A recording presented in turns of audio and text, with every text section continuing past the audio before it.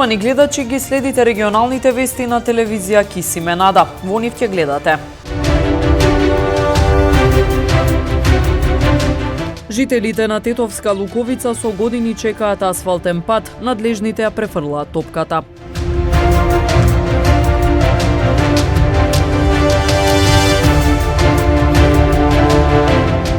Градоначалникот на општина Барвеница Јовица Илиевски даде отчет за досега сработеното.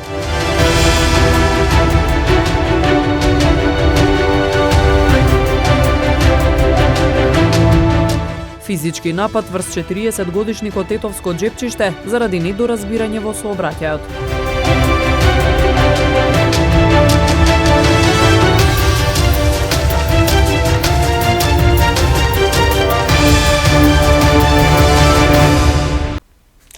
Жителите на Луковица со години чекаат да добијат асфалтен пат кој води до селото. Сами го платиле проектот за реконструкција.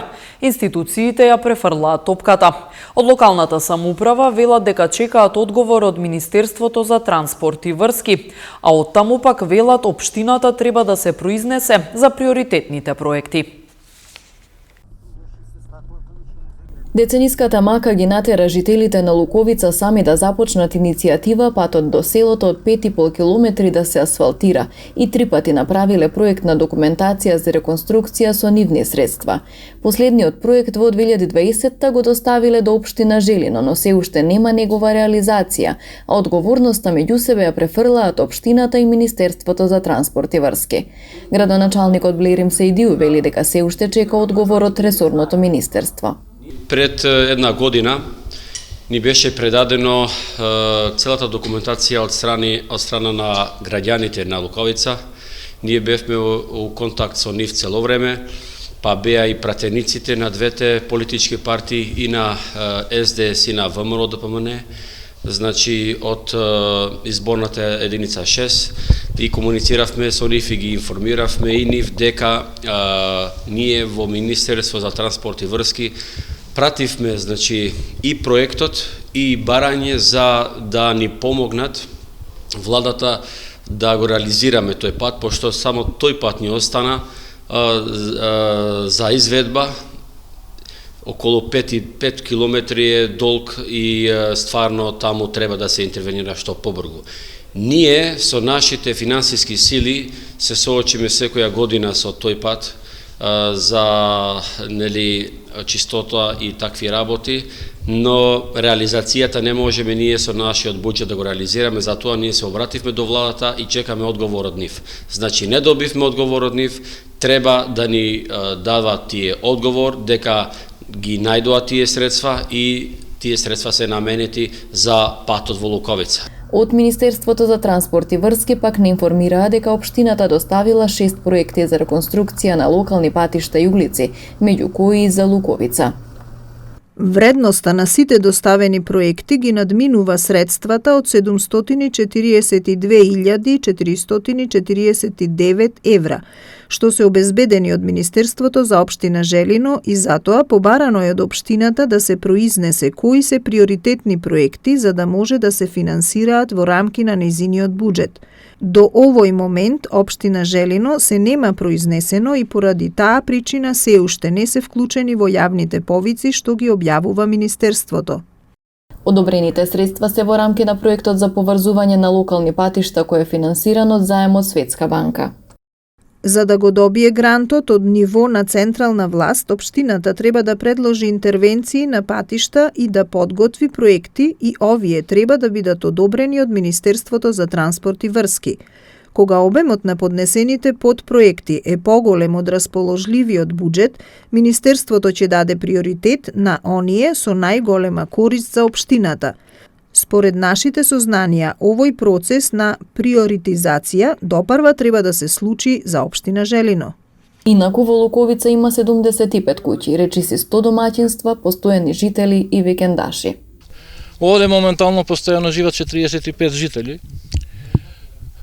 Преку лето има и повеќе, и плюс тоа преку викендите може да се случи чак некогаш и преку 1000 души да има. Значи село врие од население. Моментално има 75 куќе, 96 домаќинства и моментално годинава у фаза ќе биде на градење 3 куќи.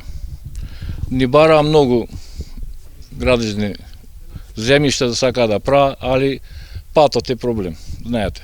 И највише кошта превозот него што кошта материјалот.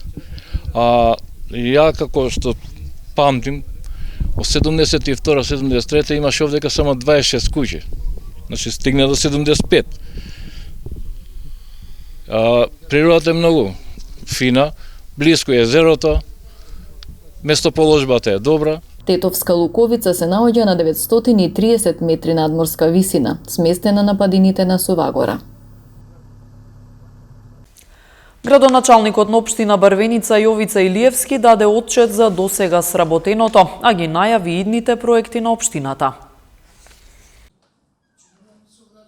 Отчетот е доблесна работа и одлика на сериозни луѓе кои го почитуваат својот народ и представува одговор на довербата која ја добиле и потврда за извршениот избор. Рече градоначалникот на општина Брвеница Јовица Илиевски, кој соопшти на што се работело во изминатите 100 дена откако ја презел функцијата.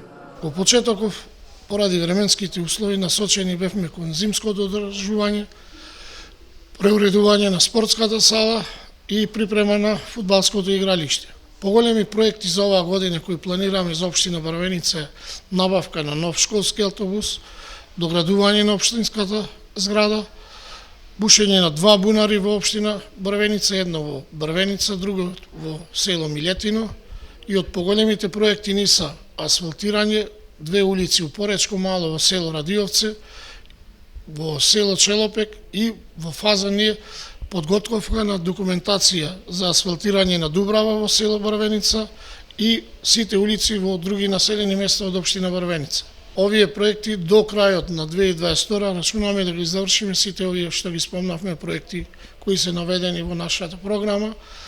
Во првиот дел што ги остваривме исто е донесена одлука за донација на новородено детенце, за првачињата донесени се правилници за користење на службени возила, правилник за користење на службените телефони и најбитното кое се соочува Брвеница со години, на 24 донесевме одлука во Совет на општина Брвеница за успорување на улицава подолж населено место во Брвеница, Челопек и Радиовце, така наречени лежечки полицајци.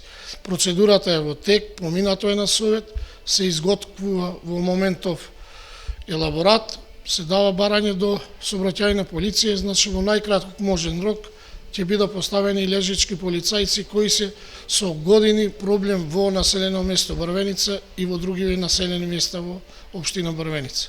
Илиевски истакна дека обврските биле завршени со поддршка од вработените во општината, а во соработка со местните заедници и жителите на општина Брвеница.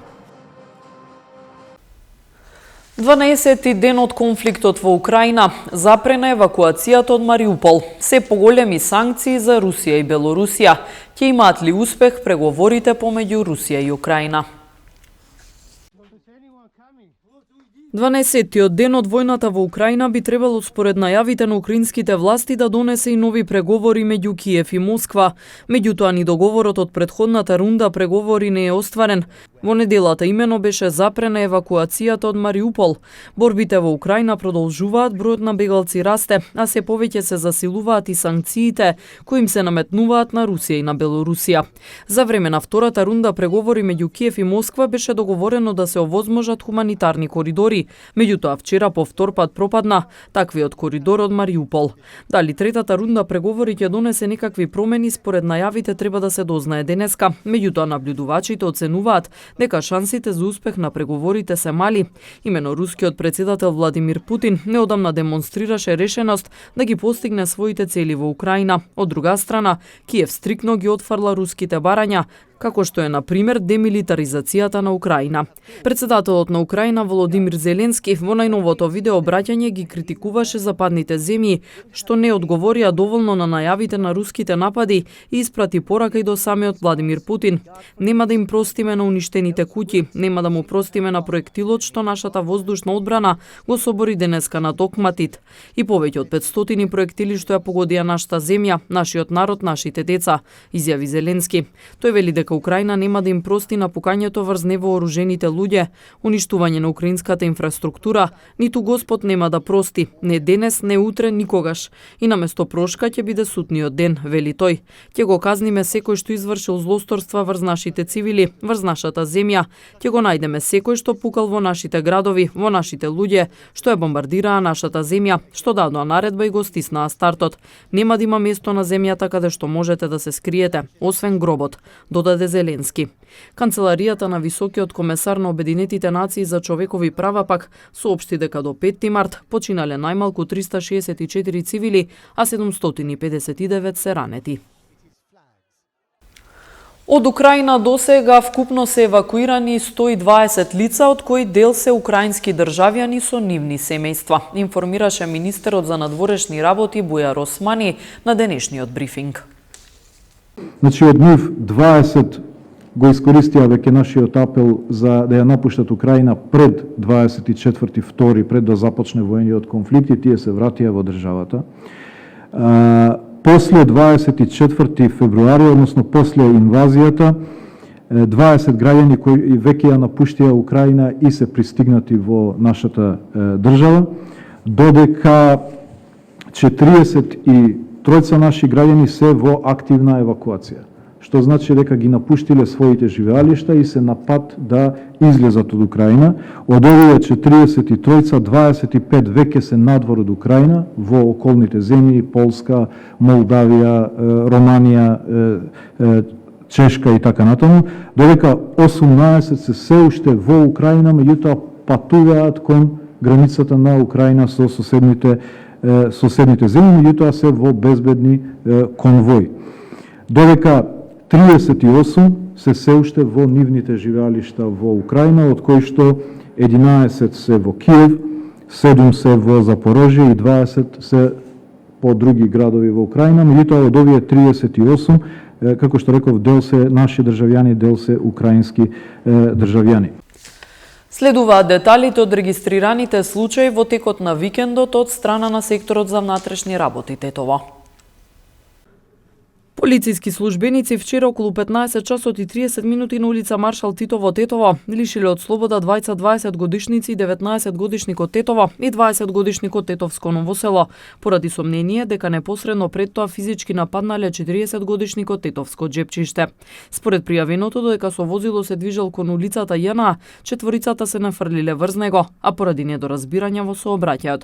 Се расчистува и документира случајот, пошто во координација со јавен обвинител на инволвираните во овој случај ќе им бидат изготвени соодветни поднесоци.